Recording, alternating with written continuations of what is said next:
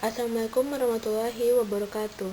Perkenalkan, nama saya Kansa Septri Maharani, perwakilan dari kelompok 4, mata kuliah metode survei. Judul survei kami kali ini adalah tingkat kepuasan mahasiswa terhadap provider yang digunakan.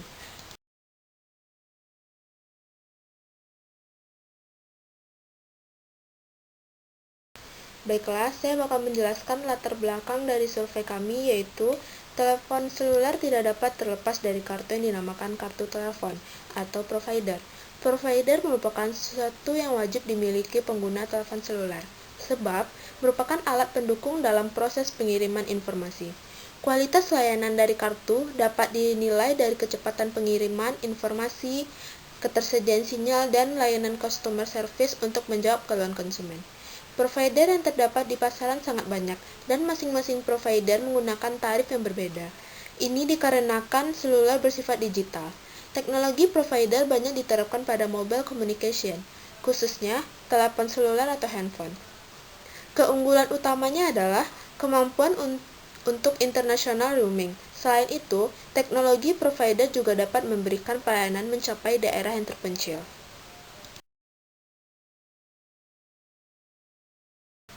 Rumusan masalah pada survei kami itu ada 3. Yang pertama, apa provider yang digunakan oleh mahasiswa statistika 2018 untuk paket internet? Yang kedua, apa faktor yang menjadikan alasan mahasiswa menggunakan provider tersebut untuk paket internet? Dan ketiga, berapa paket yang digunakan per bulan? Tujuan kami mensurvei tingkat kepuasan mahasiswa terhadap provider yang digunakan itu yang pertama, mengetahui provider yang digunakan oleh mahasiswa statistika 2018 untuk paket internet. Yang kedua, mengetahui faktor yang menjadikan alasan mahasiswa menggunakan provider tersebut, menggunakan kartu tersebut untuk paket internet. Yang ketiga, untuk mengetahui paket yang digunakan per bulan. Batasan masalah pada survei kami yaitu, dalam penelitian ini, kami menentukan batasan masalah berupa mahasiswa statistika Universitas Negeri Padang 2018. Yang terpilih menjadi populasi dan yang menjadi sampel dalam penelitian kami yaitu statistika S1 dan D3 tahun masuk 2018. Dalam penelitian ini, kami ingin mengetahui provider yang digunakan untuk paket internet oleh mahasiswa statistika Universitas Negeri Padang. Manfaat penelitian kami bagi pengguna provider adalah sebagai langkah untuk mengetahui faktor-faktor apa saja dan faktor dominan yang menjadi alasan mahasiswa statistika 2018 untuk menggunakan provider. Manfaat penelitian bagi peneliti adalah hasil penelitian ini diharapkan dapat memberikan input dalam mengembangkan dan menerapkan ilmu pengetahuan bagi penulis. Rancangan survei pada survei kami kali ini menggunakan sampling acak sistematis. Kenapa kami menggunakan sampling acak sistematis? Karena sampling inilah yang paling cocok digunakan pada survei kami. Apa itu sampling acak sistematis? Sampling acak sistematis itu adalah contoh acak yang didapatkan dengan cara tidak harus mendata keseluruhan populasi, dan kemudian mengambil secara acak dari jumlah sampel yang dipilih, sehingga didapatkan contoh yang mewakili populasi tersebut.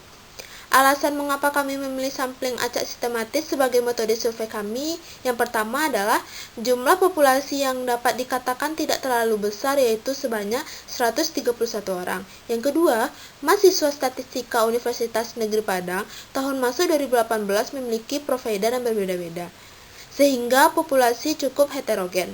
Yang ketiga, mengingat setiap mahasiswa statistika Universitas Negeri Padang tahun masuk 2018 tidak akan keluar secara bersamaan dari satu kelas yang sama. Target populasi yang kami pakai pada survei kami di sini adalah populasi yang menjadi sasaran akhir penerapan hasil penelitian. Yang akan kami jadikan target populasi pada survei ini adalah mahasiswa statistika UNP tahun masuk 2018 yang berjumlah 131 orang mahasiswa. Anggota populasinya adalah, pada survei ini, kami mengambil data populasi mahasiswa statistika UNP tahun masuk 2018, sehingga diperoleh populasi atau N-nya berjumlah 131 orang mahasiswa. Ukuran sampel pada sampel populasi kami menggunakan rumus Raufin, yaitu di mana rumusnya N kecil sama dengan N besar per 1 ditambah N besar dikali E kuadrat. Tetapi karena sampel kami tetapkan langsung 30 orang aja, maka rumus kami abaikan rumus Lorentz-nya. Untuk menetapkan sampel pertama, maka digunakan rumus sebagai berikut. K kecil sama dengan N besar per N, di mana K itu panjang interval, N besar itu jumlah populasi kita, dan N kecil itu adalah jumlah sampel kita, di mana jumlah populasi kita yaitu sebanyak 131 mahasiswa, dan N kecil kita yaitu jumlah sampel sebanyak 30 mahasiswa. Maka didapatkan panjang intervalnya sama dengan 4. Di sini metode pengukuran yang kami gunakan untuk mendapatkan data yaitu dengan cara menyuruh responden untuk mengisi kuesioner penelitian kami. Cara kami mengurutkan data anak statistika 2018 semuanya, lalu siapa sampel yang terpilih untuk kami minta responden tersebut mengisi kuesioner tentang provider apa yang digunakan mahasiswa statistika UNP tahun masuk 2018. Caranya, kami memilih orang yang akan menjadi sampel atau orang yang akan terpilih menjadi sampel, yaitu memilih secara acak untuk sampel pertama dan memakai rumus dalam panjang interval untuk sampel berikutnya.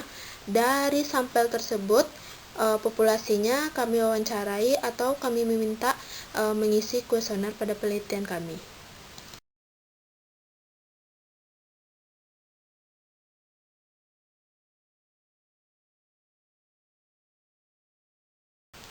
Baiklah, saya akan menjelaskan analisis data pada survei kami.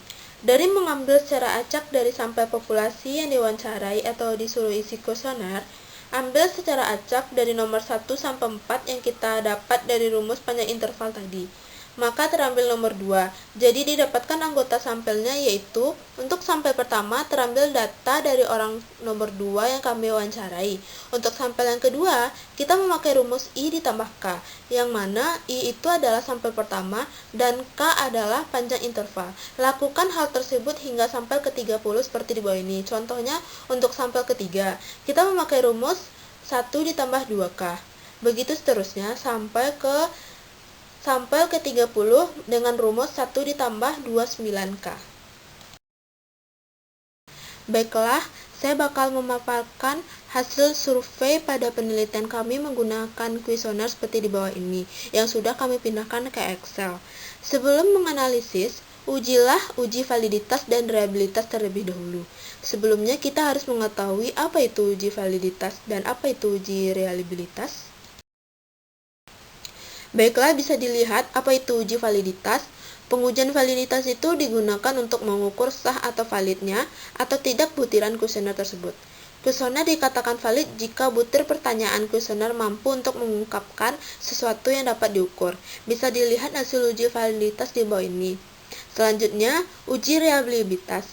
Uji reliabilitas adalah untuk mengukur suatu kuesioner yang merupakan indikator dari variabel atau konstruk. Butir pernyataan dikata reliable atau andal apabila jawaban seseorang terhadap pertanyaan adalah konsisten. Bisa dilihat hasilnya sebagai berikut.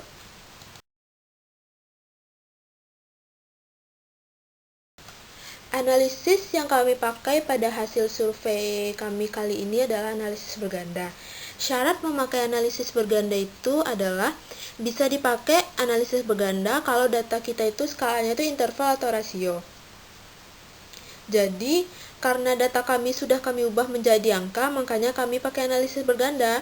Analisis berganda itu adalah model regresi linear dengan melibatkan lebih dari satu variabel bebas atau prediktor. Pada dasarnya, regresi berganda itu model prediksi atau peramalan dengan menggunakan data berskala interval atau rasio seperti yang saya jelaskan tadi. Data kami yaitu berskala nominal, kami ubah menjadi skala rasio, karena ketika kami menggunakan uji validitas dan uji reliabilitas, datanya harus dalam bentuk skala rasio.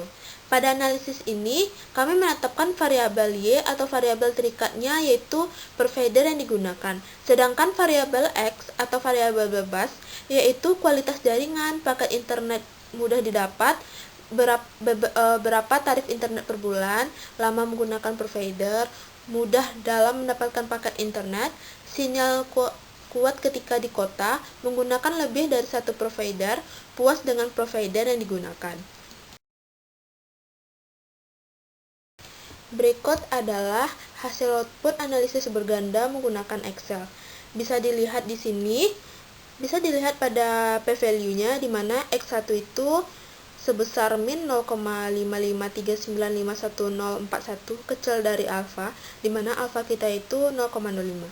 X2 kita itu besar dari 0,05, X3 kita itu kecil dari 0,05, X4 kita kecil dari 0,05, X5 kita kecil dari 0,05, X6 kita besar dari 0,05, X7 kita kecil dari 0,05, X8 kita kecil dari 0,05.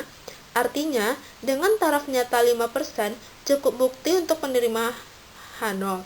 Untuk X1, X3, X4, X5, X7, dan X8, selanjutnya tolak H0 untuk yang X2 dan X6, di mana X2 besar dari taraf signifikan kita.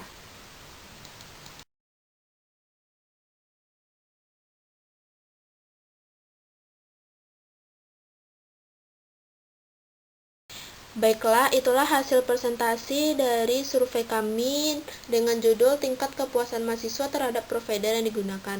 Saya mengucapkan maaf apabila ada kata-kata yang salah. Terima kasih. Assalamualaikum warahmatullahi wabarakatuh.